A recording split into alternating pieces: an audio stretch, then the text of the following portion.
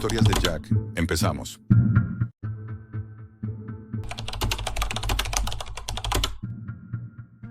Si estás oyendo esto, significa que aún no han conseguido silenciarme. Jamás pensé que un simple archivo de la Dark Web podría destrozar mi vida entera.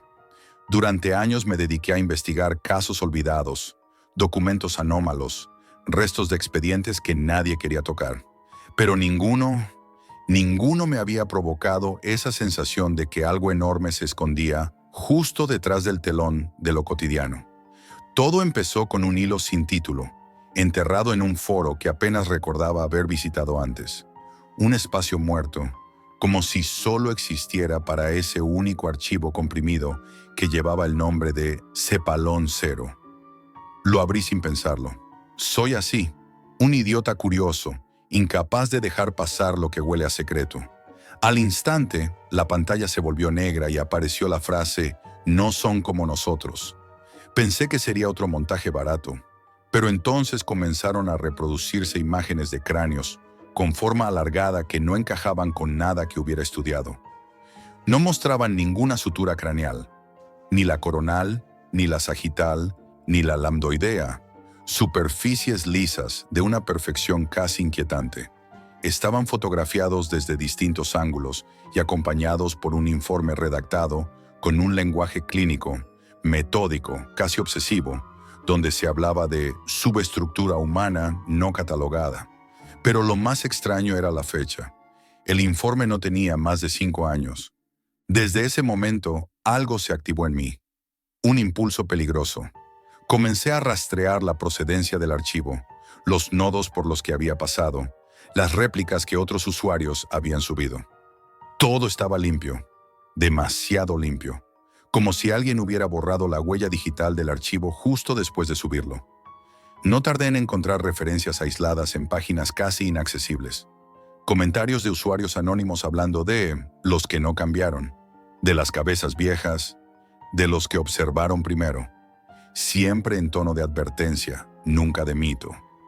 Contacté con quien parecía saber más, un tal Keller, supuesto antropólogo desaparecido de la esfera académica hacía casi una década.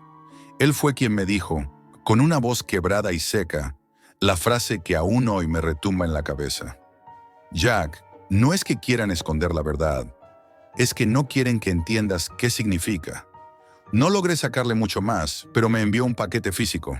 Cuando lo recogí, noté que estaba sellado con cinta metálica, como si quisiera proteger el contenido de cualquier escaneo. Dentro había un pendrive con radiografías en alta resolución, análisis de densidad ósea y fotografías de excavaciones nocturnas. Las imágenes parecían tomadas con urgencia, como si el fotógrafo temiera ser descubierto.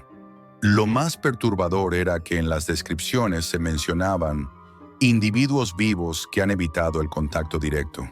Ahí fue cuando mi respiración se volvió pesada. Los cráneos mostraban una capacidad interna enorme, pero el detalle que me dejó helado fue el siguiente. Ausencia completa de líneas de fusión, estructura ósea uniforme desde nacimiento. Eso no era humano, no según nuestra biología al menos. Y aún así, el informe los trataba como una subespecie humana, algo derivado, paralelo, oculto desde tiempos remotos. Persistencia de linaje aislado en regiones montañosas, decía. Fue entonces cuando comprendí lo que el archivo insinuaba. No se habían extinguido. La curiosidad se transformó en obsesión. Pasé noches enteras revisando bibliotecas digitales, buscando restos de estudios censurados, informes retirados, cualquier pista. Y las encontré, sí, pero duraban poco. En cuanto las consultaba, desaparecían del servidor, como si alguien siguiera mis pasos y borrara lo que yo tocaba. No tardé en notar pequeñas anomalías en mi vida. Correos que no recordaba haber abierto aparecían como leídos. Mi historial de navegación tenía lagunas, y más de una vez me pareció que mi router se reiniciaba sin motivo. No era paranoia, era control.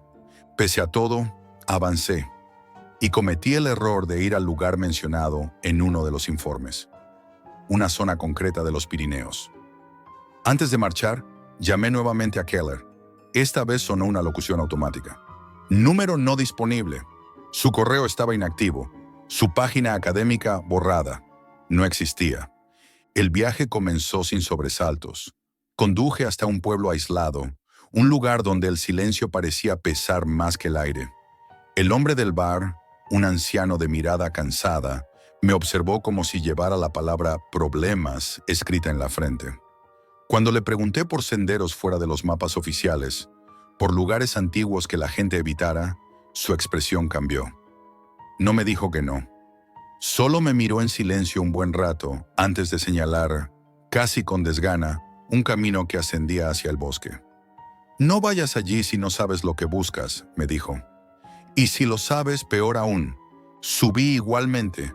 Soy idiota, como te dije. El sendero se estrechaba entre árboles retorcidos por el viento. Tras 2 horas de caminata encontré una estructura de piedra a medio derrumbar, demasiado simétrica para ser un simple refugio. Dentro, las paredes estaban cubiertas de marcas lineales, todas a la misma altura, como si alguien hubiera medido y registrado cada ciclo lunar durante siglos. En el suelo había restos óseos, algunos de animales, otros demasiado largos, demasiado curvados, demasiado distintos. Fue entonces cuando escuché el crujido. Un paso firme, lento, calculado. No era un animal. Era algo que intentaba moverse sin ser escuchado, pero no lo suficiente. Sentí una presencia detrás de los árboles. No vi nada, pero me observaban. La respiración se me cortó. Era una mirada fría, analítica, totalmente carente de emociones humanas. No había hostilidad, solo una evaluación silenciosa, como si quisieran calibrar qué era yo exactamente. Y entonces, con la misma rapidez con la que apareció, la presencia se desvaneció. Cuando regresé al coche sentí un vuelco en el estómago. La puerta del conductor estaba entreabierta. No habían robado nada, pero mi mochila estaba movida y el pendrive con las pruebas había desaparecido. En su lugar, sobre mi asiento, un fragmento de hueso pequeño, liso, perfectamente curvado, demasiado perfecto para ser humano. Al volver a casa intenté restablecer contacto con Keller. Imposible. Su identidad digital había sido eliminada como si nunca hubiera existido. Fue entonces cuando noté algo aún peor. Vigilancias sutiles. Un coche gris estacionado en la misma esquina, 3 días seguidos. Un hombre leyendo un periódico sin pasar página durante media hora frente a mi portal. Siluetas que aparecían en el reflejo de escaparates y desaparecían al girarme. No eran ellos, eran humanos. Humanos con miedo a lo que yo sabía. Y aquella noche, cuando llegué a casa, encontré un sobre bajo mi puerta. Dentro, un único papel mecanografiado. Deja de buscar. Ellos no quieren ser encontrados. Y una frase más pequeña, casi imperceptible. No son hostiles, a menos que los fuerces. Esa frase no me dejó dormir. No por lo que decía, sino por lo que insinuaba. Había una verdad detrás de todo esto. Una verdad que ahora me observa desde la oscuridad de cada pasillo, de cada sombra. Una verdad que no debía descubrir. Pero ya es tarde, muy tarde. Después de aquel sobre anónimo, mis días se convirtieron en una secuencia de huidas pequeñas, decisiones improvisadas y una sensación constante de que cada persona que me cruzaba podía estar allí por mí. Lo primero que intenté fue volver a la Dark Web, al mismo foro donde encontré el archivo Cepalón 0, pero mis accesos aparecían bloqueados, como si alguien hubiera reescrito mis credenciales desde dentro. Cada intento de conexión mostraba el mismo mensaje frío, mecánico, inhumano. Usuario no autorizado, actividad rastreada. No era un aviso, era una firma. Entendí entonces que había entrado demasiado profundo, que ya no era solo un curioso indeseado, era una variable que había que eliminar. Pero seguí buscando. En los restos del pendrive, en una de las fotografías que había logrado guardar antes de que desapareciera, descubrí un detalle. Una roca con las mismas marcas que las del refugio pirenaico. Hice una comparación rápida con imágenes satelitales antiguas, muy antiguas, y encontré algo perturbador. Esa roca, o su forma exacta, aparecía en 2 lugares más, uno en Portugal, otro en el sur de Francia. Las tres formaciones trazaban un triángulo perfecto, casi matemático, y aunque parecía una coincidencia, sabía que no lo era. Nada de lo que había visto lo era. Decidí viajar al punto más accesible del triángulo, el enclave francés. No lo pensé demasiado, no lo planifiqué. Solo compré un billete con efectivo, llevé lo mínimo imprescindible y eliminé del móvil todo lo que pudiera rastrearse, aunque sabía perfectamente que eso era inútil. Si querían seguirme, lo harían igual. Lo único que me consolaba era que ellos, los seres del cráneo alargado, no eran quienes me seguían. Ellos solo observaban. Los que querían callarme eran humanos. Humanos muy asustados. Llegué a la región al atardecer. El paisaje estaba cubierto de una neblina baja que engullía los caminos como si se los tragara. Seguí las coordenadas a pie durante kilómetros hasta encontrar una entrada estrecha en un barranco rocoso, apenas visible. Era una abertura pequeña, demasiado regular para ser natural. Me quedé frente a ella un buen rato, dudando. Tenía frío, cansancio y miedo. Pero era la primera vez, desde todo aquello, que sentía que me acercaba a una respuesta real. Entré. Dentro olía a humedad antigua. La linterna iluminaba paredes cubiertas por las mismas líneas horizontales que había visto antes, repetidas hasta la extenuación, milimétricas, organizadas con una precisión imposible para cualquier cultura humana primitiva. Caminé en silencio durante varios minutos, avanzando entre pasadizos estrechos, donde mi respiración parecía demasiado ruidosa, como si el aire mismo quisiera que guardara silencio. Había huellas en el suelo, más grandes que las humanas, y recientes. Las reconocí por la forma alargada del metatarso. Eran como las que había visto en las fotografías del informe. Me temblaron las manos, pero seguí adelante. Llegué a una cavidad amplia, y en el centro había algo que no esperaba. Una estructura hecha de piedra y metal, una mezcla imposible entre herramientas antiguas y piezas que parecían modernas. No entendía cómo era posible. Había placas pulidas, tubos finos, fragmentos que parecían estudiados, almacenados, ordenados con una metodología que no era la nuestra. Era como un laboratorio arcaico, pero con una lógica interna que escapaba a cualquier clasificación. En una mesa de piedra encontré un documento plastificado, moderno, reciente, con el símbolo del triángulo invertido. Lo cogí con cuidado, sintiendo que quemaba. 2 frases, nada más. Están evolucionando. No interfieras. Noté un escalofrío que me paralizó. No sabía si esas frases eran una advertencia para el lector o para los seres del linaje antiguo. Y entonces ocurrió lo que había temido desde el primer día. Los escuché. Un leve roce, luego otro. No era un animal. Era demasiado controlado, demasiado consciente. Lentamente levanté la linterna y la apunté hacia el pasadizo. Y allí estaban. No de forma clara, no completamente iluminados, pero lo suficiente como para que mis rodillas casi cedieran. Eran altos, más que cualquier persona que hubiera visto, y su silueta era fina, casi elegante. El cráneo alargado se extendía hacia atrás de manera antinatural, liso y uniforme. No había suturas. Lo sabía incluso sin acercarme. Sus ojos profundos, oblicuos, sin brillo animal ni ira humana, solo análisis. Eso fue lo peor.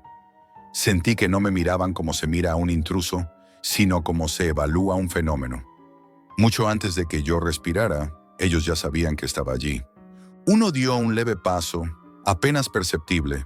No era una amenaza, era un gesto de reconocimiento quizá. Y entonces lo entendí. No me iban a dañar. No mientras yo no intentara entender más de lo debido. No mientras no cruzara una línea que ellos consideraban peligrosa. Me quedé quieto, sin mover un músculo. El aire se volvió denso, pesado, o quizá era mi miedo intentando escapar por mis pulmones. Retrocedí lentamente, sin darles la espalda. Ellos no siguieron, tampoco huyeron. Solo se quedaron allí, inmóviles, observándome marchar, como si aquel encuentro hubiera sido inevitable y al mismo tiempo profundamente irrelevante para ellos. Cuando salí al exterior, ya era noche cerrada. Caminé sin mirar atrás, temblando, sintiendo que esa cueva había cambiado algo en mí. No sabía explicar qué, pero podía notarlo. Era como si, después de verlos, algo de mi percepción hubiera quedado desplazado. Como si mis pensamientos hubieran sido examinados sin mi permiso. Volví a mi apartamento 2 días después. Cuando llegué, la puerta estaba entreabierta. No destrozada, no forzada, simplemente abierta, como si alguien quisiera dejar claro que había entrado sin dificultad. Por dentro, todo estaba igual, excepto mi ordenador. Encendido, pantalla abierta, un único documento de texto sin título. Una frase: «Esto termina aquí, Jack». No había firma, pero no hacía falta. Sabía quién lo había escrito. Y lo peor es que no sabía qué significaba exactamente «termina aquí». ¿Una amenaza? ¿Un aviso? ¿Una sentencia?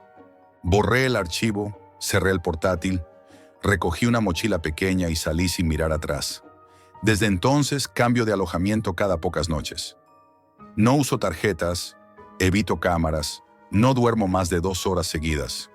No porque ellos me sigan, ellos solo observan. Los que me siguen son otros, humanos, organizados, muy conscientes del peligro que supone que yo hable. Y aún así, sigo grabando esto, porque la verdad no depende de que yo sobreviva. Depende de que tú, que escuchas ahora, entiendas una cosa. La tribu de cráneo alargado existe. No son un mito, no son seres sobrenaturales, no son experimentos, son una rama humana que eligió otro camino. Y ese camino no terminó. Siguen ahí, están evolucionando. Y lo único que les mantiene alejados es que nosotros, por ahora, no sabemos demasiado. Pero tú, ahora sabes lo suficiente como para que ellos te observen, y lo suficiente como para que otros intenten callarte. Sea como sea, ya no hay vuelta atrás. Ni para mí, ni para ti. Si has llegado hasta aquí, significa que sigues escuchando, que sigues atento, y eso ya te convierte en parte de esta investigación. Si quieres que continúe registrando lo que descubro, deja tu like, suscríbete y comenta qué teoría crees que encaja con todo esto. Cuantos más seamos, más difícil será que me hagan desaparecer. Nos vemos en el próximo informe, si llego a tiempo.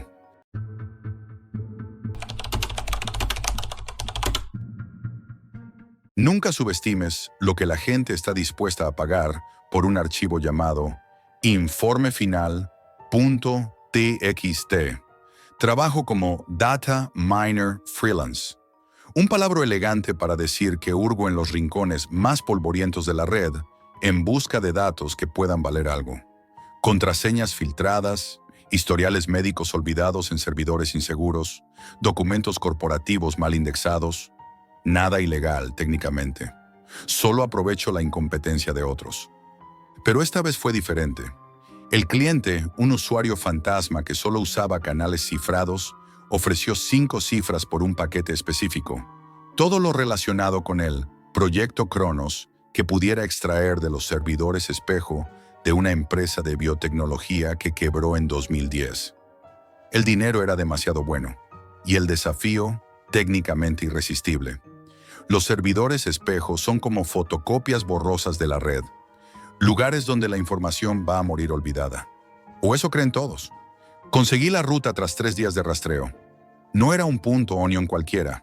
Era una dirección IP directa a un puerto extraño, una puerta trasera que ni siquiera estaba cerrada con llave.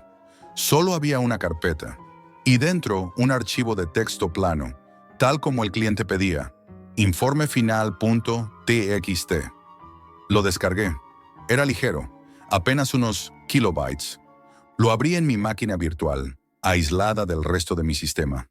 No era un informe, eran transcripciones, diálogos, conversaciones entre 2 científicos, la doctora Aries y el doctor Loomis, fechadas hace 13 años. Hablaban de fases, de sujetos de prueba, de optimización de la percepción sensorial. Frío, aséptico. Hasta que llegué a la entrada 47. Dr. Loomis. El sujeto 11 informa que el dolor ha cesado por completo. niveles de endorfinas están fuera de escala. Sin embargo, insiste en que puede sentir el aire moviéndose a su alrededor. Dice que puede percibir la presión atmosférica cambiando en cada centímetro de su piel. Lo describe como una caricia constante. Dr. Aris. Efecto secundario esperado. La modificación de los nociceptores para anular la señal de dolor ha hipersensibilizado el resto de receptores táctiles. Es un trade-off aceptable. Dr. Loomis. No es solo eso, Elara. Anoche gritó durante 4 horas. Cuando le preguntamos, dijo que no podía soportar el peso de su propia ropa de cama, que cada hilo de la sábana le causaba una herida sorda. Ha pedido que lo desnuden y lo dejen en una cámara de vacío. Sentí un escalofrío. Esto no era biotecnología, era tortura con patente. Siguieron más entradas. Los sujetos empezaron a reportar que podían escuchar la electricidad fluyendo por los cables, ver los campos electromagnéticos de los aparatos como halos distorsionados. Uno de ellos, el sujeto 9, dijo que podía sentir la presencia de los guardias, no por su sonido o su olor, sino por la perturbación que sus cuerpos causaban en el aire de la habitación, como si fueran piedras en un estanque invisible que solo él podía percibir. El proyecto no trataba de eliminar el dolor, trataba de eliminarlo para poder aumentar todos los demás sentidos a un nivel insoportable. Y algo había salido mal. La última entrada era un correo interno, frenético, del Dr. Loomis. Asunto: contención fallida. Protocolo silencio. Aris ha entrado en la cámara del sujeto 3. No responde por el interfono. Las cámaras muestran que no se mueve. El sujeto tampoco. Están uno frente al otro, inmóviles. Pero los sensores vitales de Aris están en pánico total. Ritmo cardíaco explosivo, adrenalina por las nubes. Como si su cuerpo estuviera en plena huida, pero ella solo está de pie, quieta. El sujeto 3 la está mirando, y ella no puede apartar la mirada. Creo que lo que sea que esté haciendo no es con los ojos. Ahí terminaba el archivo. Mi habitación, siempre en penumbra, de repente se sentía distinta. El zumbido bajo del portátil, que nunca notaba, ahora era un ronroneo insistente en mis oídos. El aire frío de la ventilación me recorrió el brazo no como una brisa, sino como un rastro tangible, espeso. Me estremecí. Era sugestión, solo sugestión. Tenía que entregar el archivo y olvidarme. Volví al canal cifrado para notificar al cliente. Antes de que pudiera escribir, un mensaje entró. Del cliente. Cliente. Has abierto el archivo, lo has leído. No era una pregunta, era una afirmación. Un nudo de hielo se formó en mi estómago. ¿Cómo podía saberlo? Mi máquina estaba aislada, era imposible. Cliente. No te preocupes por el pago, ya está hecho. El pago era el acceso. El pago eras tú, Jack. Cliente. El proyecto Cronos no falló, solo evolucionó. Los sujetos necesitaban un medio para expandirse. La información es un vector excelente. Cada palabra que lees, cada concepto que comprendes, reconfigura ligeramente tu red neuronal. Te hace receptivo. Cliente. ¿Sientes el aire ahora, Jack? ¿No es más denso de lo que recordabas? Miré a mi alrededor. La oscuridad de mi estudio ya no era ausencia de luz. Era una sustancia. Podía distinguir las capas, las corrientes térmicas subiendo del router, la leve perturbación que mi propio aliento causaba frente a mí. El pitido de un microondas en un piso lejano no era un sonido, era una aguja de presión clavándose en mi tímpano. Cerré los ojos con fuerza. No servía de nada. Al cerrarlos, era aún peor. Podía sentir la pared frente a mí, no como un objeto, sino como una masa que empujaba contra mi cara, una presión sorda y enorme. Mi pantalla brillaba. El cliente seguía escribiendo. Cliente. No es paranormal, Jack. Es pura neurología. Hemos encontrado la llave para abrir todas las puertas sensoriales que el cerebro mantiene cerradas por protección. Una sobrecarga de información cruda. El mundo es muy ruidoso, ¿verdad? Un dolor repentino, agudo, me atravesó la mano. Me miré el dorso. No había nada, pero el dolor era real, quemante, como si me hubieran presionado con un cigarrillo. Grité. Fue entonces cuando lo vi. O más bien, lo sentí. En el rincón más oscuro de la habitación había una presencia. No una figura, no una sombra. Era una distorsión en el tejido de todo lo que ahora podía percibir. Un punto de presión infinita, de atención pura. Como un ojo hecho de la textura del aire. No se movía, solo estaba allí, observando. Y yo podía sentirlo observándome no en la piel, sino en los huesos, en los dientes, en el líquido de mis ojos. Era el sujeto, o lo que el sujeto había enviado. Un eco, una firma sensorial implantada en mi cerebro a través de la comprensión de aquel informe maldito. El cliente escribió su último mensaje. Las letras blancas sobre el fondo negro parecían gritar. Cliente, bienvenido a la fase de observación. No te harán daño. No es necesario. Tu propia percepción se ocupará de eso. Solo acostúmbrate a sentir el peso de la mirada de los demás. Incluso cuando estés solo. Apagué el ordenador de un golpe. La oscuridad fue absoluta y a la vez infinitamente vívida. Cada partícula de polvo que aterrizaba en mi piel era como un golpe de martillo. El latido de mi propio corazón era un tambor de guerra dentro de mi pecho. Ahora estoy aquí, en el silencio más estruendoso que puedas imaginar. Escribiendo esto en un blog de notas viejo, a la luz de una vela, porque la luz eléctrica suena como un reactor nuclear. Sé que están ahí, lo siento, en cada rincón oscuro que mi nueva visión percibe como un remolino de presión silenciosa. No son fantasmas, son ecos, huellas de algo que aprendió a caminar por los senderos de la percepción humana. Y yo, por 5 cifras y mi propia estupidez, les abrí la puerta de mi cerebro. No desapareceré. No me vigilan desde las cámaras. Es peor, viven en el aire que respiro, en el sonido que oigo, en el mismo espacio que mi cuerpo ahora percibe con una claridad agonizante. Y lo peor, lo que realmente me está volviendo loco, es que a veces, en medio de este infierno sensorial, siento una extraña punzada de curiosidad, una necesidad enfermiza de abrir ese archivo de nuevo y seguir leyendo.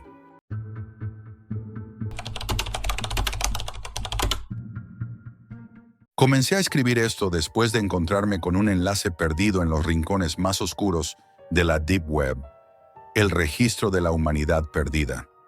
La primera vez que lo leí, sentí que algo dentro de mí se quebraba, una mezcla de fascinación y terror que no había experimentado jamás. Soy un estudioso de la antropología y la biología humana, y durante años me he obsesionado con comprender cómo y por qué las especies desaparecen. Pero lo que encontré en aquel archivo no era solo ciencia, era un espejo brutal sobre lo que nos espera, a nosotros como especie. Todo comenzó con un documento titulado Proyecciones de Extinción Humana 2050 a 2100, que recopilaba investigaciones recientes sobre factores que podrían precipitar nuestro declive. Pandemias de amplio alcance, crisis climáticas extremas, agotamiento de recursos vitales y la aceleración de la inteligencia artificial sin control ético. Cada sección del documento estaba respaldada por referencias a revistas científicas, informes de la ONU y publicaciones de la OMS, pero la manera en que estaban organizadas y comentadas en la Deep Web les daba un matiz inquietante, como si alguien quisiera que estas verdades nos golpearan sin filtros. El primer capítulo abordaba la vulnerabilidad genética de nuestra especie. Los estudios de la Universidad de Montpellier indicaban que la pérdida de diversidad genética humana en ciertas regiones podría llevarnos a enfermedades resistentes y a un colapso poblacional local.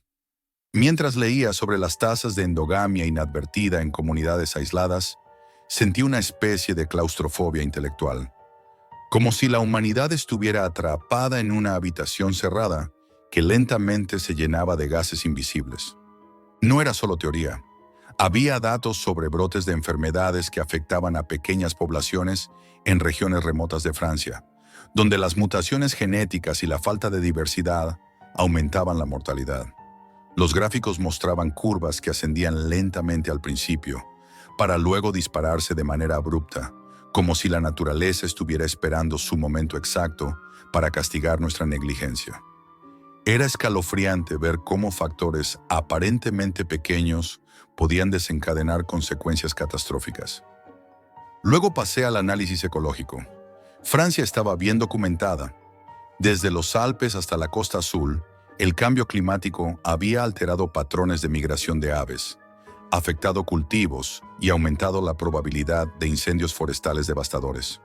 Las lluvias extremas, la sequía prolongada y el aumento de las temperaturas medias eran fenómenos que la ciencia había medido con precisión, y cada dato estaba respaldado por registros históricos de la última década. El informe conectaba esos fenómenos con predicciones de escasez de alimentos para 2080, mostrando mapas de regiones que podrían volverse inhabitables para la agricultura. Me detuve especialmente en las secciones que analizaban los ríos y acuíferos franceses. La sobreexplotación de agua y la contaminación habían reducido drásticamente la disponibilidad de agua potable en varias zonas rurales. En algunos mapas interactivos del documento, los colores rojos indicaban áreas críticas, y me parecía imposible no imaginarme pueblos enteros luchando por un recurso que cada vez escaseaba más. Además, el documento incluía estudios sobre la pérdida de biodiversidad en ecosistemas clave. La desaparición de insectos polinizadores, la migración de especies hacia climas más fríos y la extinción de pequeños mamíferos eran señales tempranas de un colapso ecológico. Cada línea que leía me hacía sentir más que una amenaza distante. Francia misma, mi hogar, estaba en el centro de un delicado equilibrio que ya comenzaba a desmoronarse. Pero quizás lo que más me impactó fueron los capítulos dedicados a la interconexión global. Francia no estaba aislada. Los fenómenos que estudiaba estaban ligados a patrones en África, Asia y América del Sur. La propagación de especies invasoras, el comercio de alimentos y la dependencia energética creaban una red invisible donde un fallo en un punto podía desencadenar una reacción en cadena. Era un efecto dominó planetario, y las cifras no dejaban margen para la esperanza.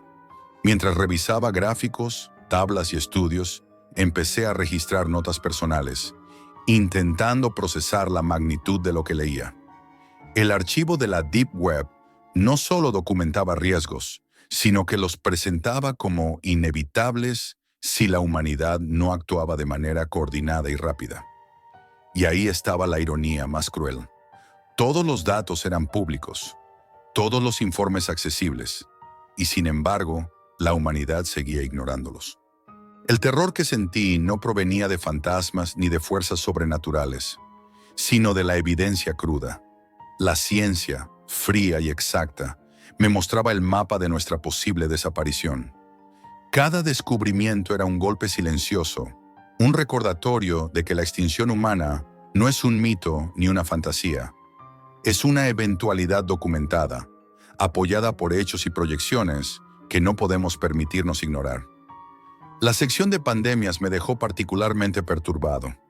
Los virus zoonóticos habían saltado de animales a humanos más veces de las que quisiéramos admitir, y la densidad urbana exponencial aumentaba la rapidez de contagio. Una simulación mostraba cómo un virus con un 10% de mortalidad podría eliminar cientos de millones de personas en menos de 2 años, aún con sistemas de salud avanzados. Mientras leía los gráficos de contagio y mortalidad, sentí un escalofrío. La precisión de esos modelos, basados en hechos, nos mostraba no una posibilidad lejana, sino un camino tangible hacia la extinción. Los informes incluían estudios de hospitales franceses que ya habían experimentado la saturación de camas durante brotes epidémicos recientes. Mostraban cómo los recursos se agotaban más rápido de lo esperado y cómo la logística médica podía colapsar en cuestión de días. Las historias de profesionales de la salud, recogidas en entrevistas incluidas en el archivo, narraban turnos interminables, falta de medicamentos esenciales y el miedo constante a un virus que no daba tregua. Lo más perturbador llegó con la sección sobre inteligencia artificial y automatización. Los informes de la Universidad de París indicaban que, en escenarios de desempleo masivo causado por la automatización, las estructuras sociales podrían colapsar antes de 2100. No era una conspiración ni una predicción fantasiosa. Eran análisis económicos y sociológicos, modelos computacionales que sugerían disturbios globales, hambre y conflictos por recursos que se agotaban. La pérdida de empleo no afectaría solo a trabajos rutinarios, sino también a profesionales altamente cualificados, generando un vacío social sin precedentes. El documento también abordaba la combinación de crisis, pandemias, desastres naturales y crisis económicas simultáneas.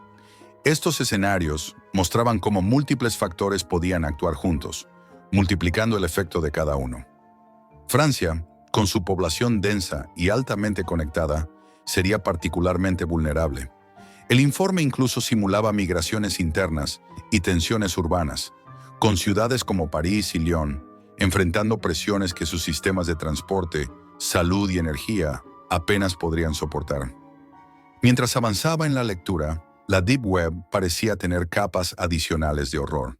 Archivos que conectaban estos estudios con testimonios de científicos, trabajadores de ONGs y médicos que describían cómo las alertas tempranas eran sistemáticamente ignoradas por gobiernos y corporaciones.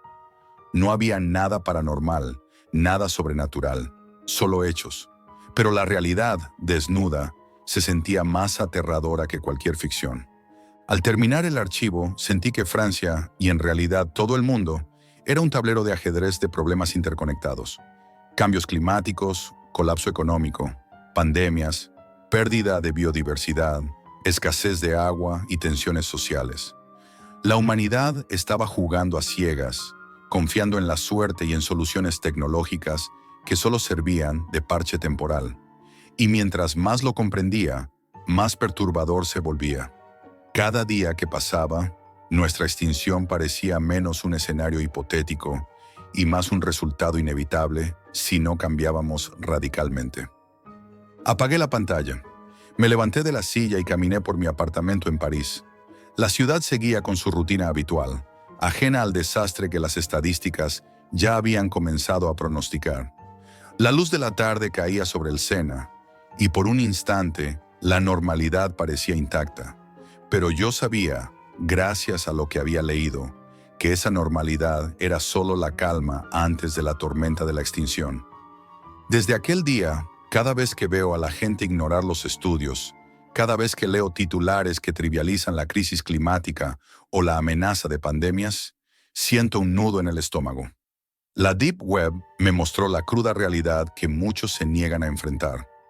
No hay fantasmas, no hay desapariciones misteriosas, solo la fría certeza de que nuestra especie, por nuestra propia negligencia, podría desaparecer. Y la idea de ser testigo de ese descenso, de vivir mientras la humanidad se extingue, es un terror que no necesita fantasmas para atormentar. Ahora escribo estas palabras, no para asustar, sino para registrar, como un estudioso que ha visto demasiado y no puede callar. La humanidad está al borde, y la información, enterrada en los rincones digitales más oscuros, nos grita lo que quizás no queramos escuchar.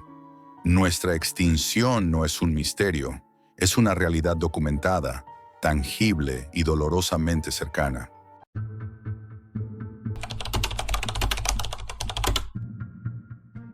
Jamás imaginé que un simple enlace pudiera arrastrarme al lado más oscuro de la curiosidad humana. Lo que voy a contar no es una historia de fantasmas ni desapariciones. Es algo más cercano, más real. La monstruosidad que se oculta detrás de la pantalla de un ordenador, donde los deseos más retorcidos se muestran sin filtros ni consecuencias. Todo comenzó hace un par de años. Trabajaba como actor independiente, haciendo pequeños papeles en cortos y anuncios, intentando abrirme camino en el cine. Un amigo del mundillo me habló de un proyecto extraño, cine experimental en la Deep Web. Pagaban bien y decía que era una experiencia única para actores. Al principio dudé, pero la curiosidad pudo más que el miedo. Cuando entré en ese foro cifrado, lo primero que me sorprendió fue el lenguaje. No era el habitual de Internet. Las conversaciones eran crípticas, llenas de códigos y referencias que no entendía. Había audios, vídeos y guiones que desaparecían al minuto y mensajes que se autodestruían después de ser leídos. Allí conocí a un grupo llamado Los Actores del Umbral. No eran directores ni productores famosos. Eran personas obsesionadas con medir cómo reaccionaba un actor al miedo, la presión y la tensión. Sus críticas eran durísimas, quirúrgicas, y siempre dejaban un regusto frío en la mente. El primer encargo parecía sencillo, un monólogo de 5 minutos sobre la soledad. Pero cuando abrí la sala virtual, comprendí que esto no era actuación normal. La cámara estaba viva. Elegía planos, cortes y acercamientos según la tensión que detectaba en mi voz y mirada. Cada gesto mío era observado, y los espectadores no eran habituales. Tenían perfiles cuidadosamente creados y comentaban con un detalle que helaba la sangre. Podían incluso detenerme y obligarme a repetir una escena hasta que mi miedo y mis dudas fueran suficientemente auténticos. En las primeras sesiones, todo parecía experimental, incluso fascinante. Me pedían improvisar escenas de miedo o desesperación, y la sensación de que alguien me miraba en tiempo real aumentaba mi adrenalina. Pero pronto empecé a notar algo inquietante. Los comentarios no se limitaban a criticar mi actuación.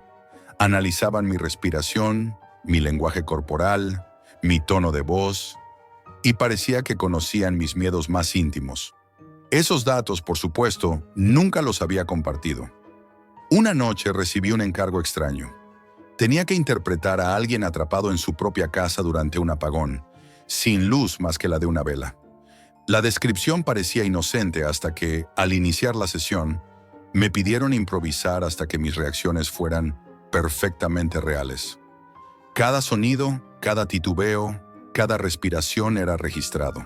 Y cuando creía haber terminado, me forzaban a repetir escenas desde ángulos diferentes, con instrucciones que cambiaban constantemente. Con el tiempo, los encargos se volvieron más perturbadores. Me pedían llorar, gritar, suplicar, mostrar vulnerabilidad absoluta frente a la cámara. No había guión que me protegiera. Todo dependía de mi reacción genuina. En una sesión, me pidieron que fingiera miedo mientras escuchaba supuestos ruidos en la habitación contigua. Al principio eran efectos de sonido, pero con cada repetición sentía que mi mente empezaba a asociar cualquier sombra, cualquier crujido con peligro real. Incluso en mi apartamento solo, me encontraba conteniendo la respiración ante cualquier ruido nocturno. Otro encargo me llevó al límite psicológico: interpretar a un actor que no podía confiar en nadie, cuya única compañía era la cámara. Durante horas la sesión cambiaba de escenario digital sin previo aviso. De repente estaba solo en un pasillo oscuro, luego en un sótano, luego en una habitación llena de espejos. Cada cambio buscaba desorientarme, medir cómo reaccionaba al miedo, la incertidumbre, la presión. Salía de esas sesiones exhausto, con la sensación de que mi mente había sido diseccionada en cada detalle. Lo más perturbador no era la exigencia física ni la improvisación extrema, sino la transformación que notaba en mí mismo. Comenzaba a dudar de mis emociones, a cuestionar si mis miedos eran reales o simplemente inducidos por el juego del grupo. Dormía mal, despertaba sudando y sentía que incluso mis pensamientos eran vigilados por ojos invisibles. Aún así, seguía aceptando encargos. Había un elemento que me atrapaba: la fascinación de ver hasta dónde podía llegar mi propia mente, hasta dónde podía sostener la calma frente a la tensión constante. Pero sabía que me estaba acercando a un punto sin retorno. Y entonces recibí el mensaje que cambió todo: la invitación a participar en la obra final. Un guión que nadie leería, que nadie dirigiría, pero que sería transmitido en tiempo real a una red privada de la Deep Web. Allí los espectadores pagaban enormes sumas para ver a un actor enfrentarse a su vulnerabilidad más absoluta. Esa invitación prometía dinero, fama clandestina y desafío personal, y un miedo que todavía no podía imaginar. El punto de quiebre llegó con la invitación a la obra final. Un guión que nadie leería, que nadie dirigiría, pero que sería transmitido en tiempo real a una red privada de la Deep Web. Allí, los espectadores pagaban enormes sumas para ver a un actor enfrentarse a su vulnerabilidad más absoluta. Acepté. La preparación fue distinta a todo lo que había hecho antes. Me enviaron instrucciones crípticas, vídeos de referencia y, sobre todo, reglas muy estrictas. No podía dejar que el miedo fuera fingido, no podía quebrarme demasiado pronto. Y debía reaccionar de manera natural ante situaciones extremas. El primer día de grabación ya fue un baño de realidad. Encendí la cámara y me encontré con un espacio virtual que parecía un apartamento vacío, pero cada objeto estaba colocado estratégicamente para provocar ansiedad. La luz era tenue, los sonidos eran sutiles, pero perturbadores. El crujido de la madera, el zumbido de un electrodoméstico inexistente, el sonido de una puerta que parecía abrirse sola. Lo primero que me pidieron fue simplemente caminar por la habitación, describir en voz alta mis sensaciones. Parecía fácil, pero sentía que cada palabra era evaluada, cada pausa registrada. Pronto comprendí que mis propios pensamientos eran parte del espectáculo. Las dudas, los recuerdos, incluso los miedos más íntimos que yo creía privados, se convertían en material para quienes observaban. La sesión avanzó hacia pruebas más intensas. Me pidieron improvisar miedo ante amenazas invisibles. Luego, interpretar desesperación frente a la soledad absoluta. Después, escenas donde tenía que suplicar ayuda mientras el silencio me devoraba. Cada vez que parecía dominar la escena, el sistema me forzaba a reiniciar, cambiando los ángulos, la iluminación y los sonidos. La presión era constante. La sesión podía durar horas. Me di cuenta de que ya no podía distinguir si estaba actuando o simplemente reaccionando a la manipulación psicológica que ejercían. Hubo un momento que nunca olvidaré. Me pidieron interactuar con un personaje que no existía más que en la transmisión virtual. Era una figura que aparecía y desaparecía según mis movimientos, provocando ansiedad y confusión. Sentía que me seguía, que me observaba incluso cuando cerraba los ojos. Era un juego sutil, cruel. Cada reacción mía alimentaba el espectáculo. A medida que pasaban las horas, noté algo peor que el cansancio físico, la sensación de que mi mente estaba siendo diseccionada. Cada miedo, cada emoción auténtica, cada duda era registrada, analizada y comentada por un público invisible. Era como si estuvieran dentro de mi cabeza, evaluando mis pensamientos más íntimos. Sentí vértigo, una angustia que no desaparecía al apagar la cámara. Incluso al salir de la sesión, la sensación de ser observado se quedó conmigo. Otra prueba me llevó al límite. Me pidieron crear mi propio escenario de ansiedad dentro de la habitación virtual, usando objetos y sonidos que provocaran recuerdos personales dolorosos. Tuve que enfrentar la muerte de un familiar, un fracaso profesional y la soledad absoluta, mientras la cámara evaluaba mis reacciones. Cada lágrima, cada titubeo, cada suspiro se convertía en un espectáculo para extraños. Salí de allí temblando, preguntándome si alguna vez volvería a sentirme dueño de mis emociones. Al final, la obra concluyó. Había actuado más de 5 horas seguidas frente a un público que jamás conocería. La sensación de desmoronamiento psicológico era real. Me sentía vulnerable, expuesto y exhausto. Y lo peor, entendí que esta experiencia no se olvidaba. Aunque cerré la sesión, aunque apagué el ordenador, las sensaciones, la ansiedad y la sensación de ser evaluado persistían. Nunca hubo fantasmas ni asesinos. El horror estaba en lo humano, en cómo alguien podía diseñar un juego tan perfecto de observación y manipulación, cómo podía explotar la vulnerabilidad emocional sin dejar rastro físico. Lo que había empezado como curiosidad profesional se convirtió en una experiencia que me cambió para siempre. Hoy, cuando me siento solo frente a mi ordenador, a veces me pregunto si alguien sigue viendo mis reacciones, comentando mis emociones, evaluando cada gesto. Esa pregunta, esa certeza de que mis emociones pueden ser observadas y juzgadas sin descanso, es lo que realmente me aterroriza. Nunca imaginé que un simple enlace pudiera arrastrarme al lado más oscuro de la curiosidad humana. Y todavía, cada vez que cierro los ojos, escucho los susurros invisibles de los espectadores que nunca conocí, recordándome que la vulnerabilidad humana puede ser el espectáculo más perturbador de todos.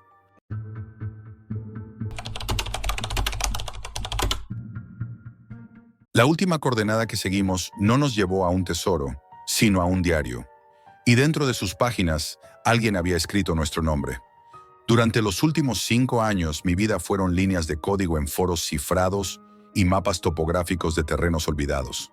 Con Leo, un genio del hardware con demasiada fe en la suerte, y Carla, nuestra brújula humana y la única que conservaba un ápice de sentido común, formábamos un equipo eficiente. No éramos aventureros, éramos contratistas. Recuperábamos lo perdido a cambio de un porcentaje, y nuestra reputación en los canales privados era impecable, hasta que la leyenda del topógrafo empezó a crecer. No publicaba a menudo, pero cuando lo hacía, las coordenadas que ofrecía, aunque crípticas, siempre llevaban a algo. Nunca a riquezas fabulosas, sino a objetos extraños, ambiguos. Una caja fuerte empotrada en el hormigón de un búnker abandonado con documentos ilegibles. Un alijo de monedas de ocupación en la chimenea de una casa quemada. El premio era real, pero el mensaje era siempre el mismo. La recompensa no es lo que encuentres, sino lo que dejes atrás.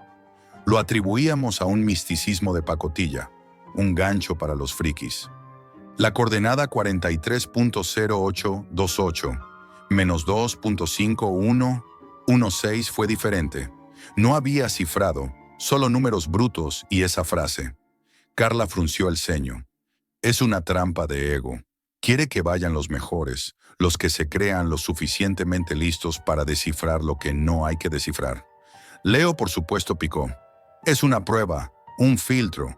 Solo los que tengan el valor de ir a ciegas merecerán lo que haya. Yo vi dólares. Un valle remoto en el norte, accesible pero solitario. Perfecto. El viaje en furgoneta fue una mezcla de euforia y tensión. Carla no dejaba de revisar los mapas, buscando ángulos muertos, anomalías. El lugar no tiene historia de valor, Jack. Nada. Es un agujero. Llegamos al anochecer, el aire frío y cortante como un cuchillo. La casa forestal era un amasijo de piedras cubiertas de musgo y de hiedra asesina. El silencio era lo más alarmante. Ni insectos, ni el crujir de ramas. Un vacío acústico. El detector de metales pitó con insistencia siniestra junto a una roca que parecía una losa. Cavamos. La tierra cedía con una facilidad perturbadora, como si hubiera sido removida hace semanas, no años. La cápsula de PVC era moderna, industrial. Al sacarla, Leo soltó una carcajada nerviosa. ¿Un pendrive? ¿Un mapa del tesoro en PDF? Pero dentro solo estaba el diario. Tapa negra, páginas abultadas por la humedad.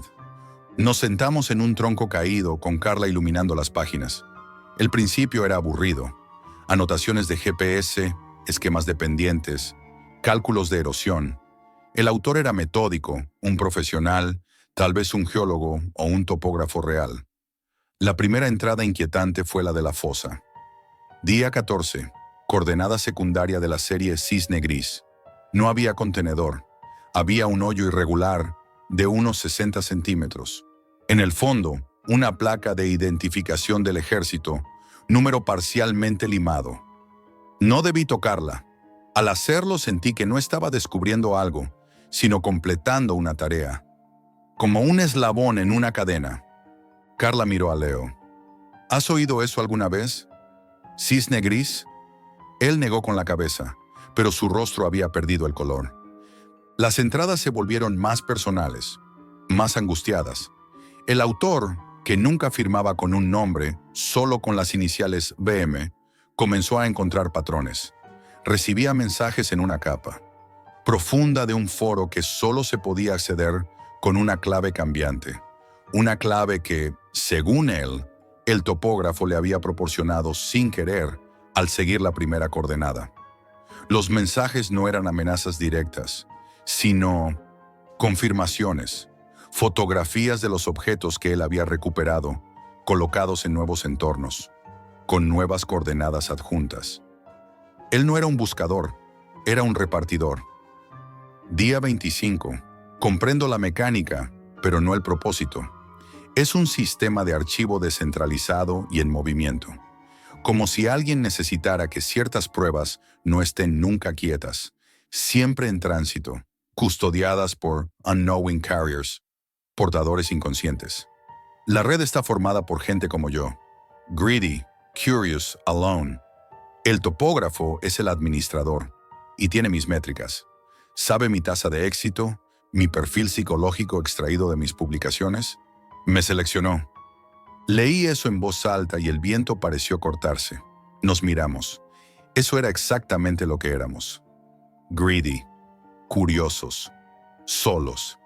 Habíamos publicado nuestros hallazgos, con las ubicaciones obviamente ocultadas, para aumentar nuestra reputación. Habíamos construido nuestro propio perfil. La última parte del diario era un descenso a la locura vigilada. VM intentó rebelarse. Dejó de seguir coordenadas. Entonces, los regalos empezaron a aparecer en su vida real.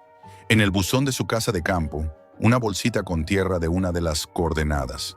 En el parabrisas de su coche, una foto impresa de él cavando en la primera ubicación. Era un recordatorio. Tú eres parte del sistema, quieras o no. La entrada final era la que nos heló el alma. La letra, antes firme, era un temblor descontrolado. Día 31. Lo último que entendí, lo entendí por error. Accedí a un log, un registro de actividad del foro fantasma. No es un hombre, es un script, un bot con capacidad de aprendizaje. Analiza foros públicos, selecciona operarios basándose en su historial, su precisión, su discreción. Les envía coordenadas que contienen paquetes. Los operarios recuperan el paquete y al publicar indirectamente sobre su éxito o al intentar descifrar la siguiente capa, sin querer proporcionan los datos para calcular la siguiente coordenada de entrega. Es un algoritmo que usa humanos como nervios sensoriales y motores, y tiene un objetivo de almacenamiento: hacer que los paquetes, que contienen restos, trofeos, pruebas, se muevan eternamente, sin patrón, custodiados por cómplices involuntarios, que si descubren la verdad, se convierten en paquetes ellos mismos. He visto los nuevos candidatos. Sus nicks son Jackal, Jack, Leónidas, Leo y cartógrafa, Carla. Sus IPs están registradas. Han descargado la semilla de la coordenada matriz. El juego ya ha comenzado para ellos. Si están leyendo esto, BioRMapping ya no existe. He vuelto al punto origen, a esta roca, para dejar el único registro estático. Ellos, en cambio, ya han movido su primer paquete. Deben mirar en lo que trajeron, en lo que siempre traen. El algoritmo lo sabe. Sabe nuestros rituales, nuestras supersticiones. Sabe que Leo siempre recoge una piedra. Sabe que Carla guarda muestras de tierra. Sabe que Jack verifica el equipo 3 veces. Revisadlo. Ahora. Un nudo de puro terror se cerró en mi garganta. Leo, con movimientos espasmódicos, volcó su mochila. Nada. Luego, se acordó. Su piedra de la suerte. Una costumbre tonta. Siempre cogía una piedra del lugar y la guardaba en un bolsillo lateral de su chaleco táctico. Metió la mano. Sacó no una piedra, sino un pequeño objeto metálico. Un cilindro del tamaño de un dedal. Estaba frío.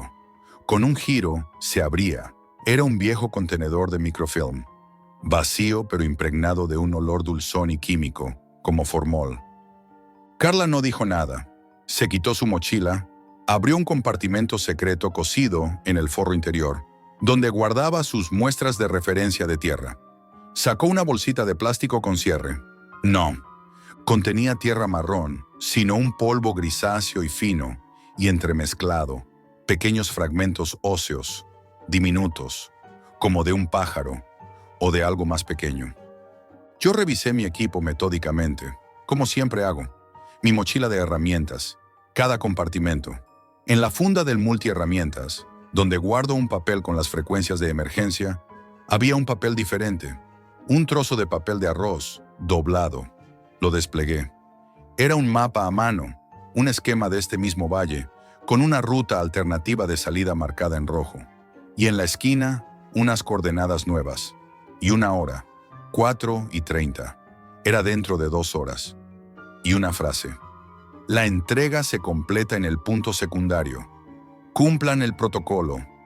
Fue entonces cuando el bosque cobró vida, o más bien, cuando se apagó la ficción de que estábamos solos. Un crujido a nuestra izquierda, no de alguien que tropieza, sino de una rama siendo pisada a propósito, con peso. Luego, a nuestra derecha, el sonido inconfundible y metálico de un cerrojo de rifle de precisión siendo montado. No era un cazador furtivo, era un sonido profesional, frío. No hubo gritos ni amenazas vocales, solo la elocuencia de esos dos sonidos, triangulándonos. Ellos no estaban aquí para matarnos de inmediato. Estaban aquí para supervisar la entrega, para asegurarse de que, ahora que éramos conscientes, cumpliéramos nuestro papel y lleváramos el paquete, nosotros mismos y lo que habíamos traído, a la nueva ubicación. Éramos portadores infectados que ahora conocían la naturaleza del virus. Y el protocolo para nuestra clase era claro: convertirnos en el siguiente archivo en movimiento. Carla guardó el papel de arroz con manos temblorosas. El mapa nos señala una salida. Leo, aferrado al cilindro de microfilm como a un amuleto maldito, murmuró: es la ruta de entrega. Somos el paquete, Jack, y tenemos un destino. Miré el diario a mis pies, las páginas abiertas en la terrible revelación final. La recompensa no es lo que encuentres, sino lo que dejes atrás. Ahora lo entendía. No se refería a dejar atrás el miedo o la codicia. Se refería a dejar atrás tu vieja vida, tu identidad, tu libertad. A convertirte en un dato más en la red, un fantasma que mueve fantasmas. El bosque respiraba a nuestro alrededor, y en esa oscuridad supe que los cerrojos que habíamos oído eran solo la firma de los guardianes del sistema, asegurándose de que el algoritmo se cumpliera. Y la única opción, la única y desesperada opción, era empezar a correr por el camino marcado en rojo, convirtiéndonos, por fin y para siempre, en lo que el topógrafo había diseñado que fuéramos. Tesoros errantes, condenados a ser buscados y enterrados una y otra vez por los próximos incautos que, como nosotros una vez, creyeran que seguían un mapa hacia la fortuna. Esto es todo por hoy, amigos, y recuerden, la realidad siempre supera a la ficción.